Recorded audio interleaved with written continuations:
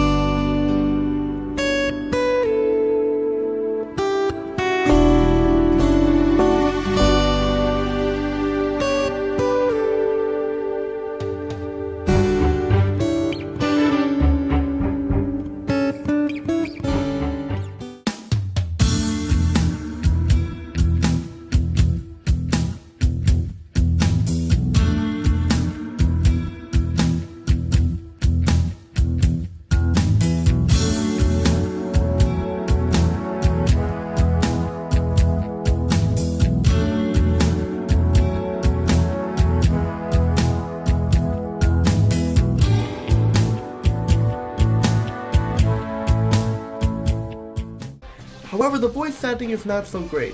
Sure, Jake sounds really well done, but the other voice actors sound really hokey, mainly Dwayne and Wayne, the dog nappers. Oh, Jake, that ain't fair. Jake, you bad boy! Yes, sirree, Bob. Sorry, Jake. Daisy ain't here. Don't you realize that Daisy's been dog-napped? Go back to sleep, Gramps. She'll turn up soon. I hope so. She's my best girl. Daisy smelled so good. I must find her.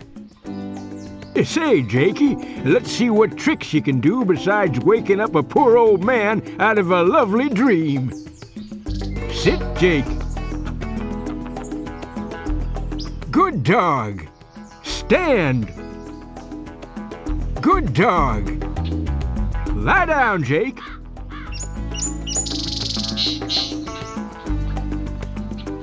good dog. Nice moves, Jake, but nobody moves like my Daisy. Don't worry, Gramps. She's probably having her daily swim.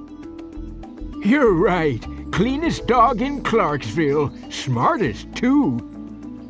Say, Jake, I don't suppose you could track her down. I don't know what I'd do without her. Also, each dog can bark, but all the dogs have the same type of bark, and that can get annoying hearing the same type of bark over and over. But that's just me, though.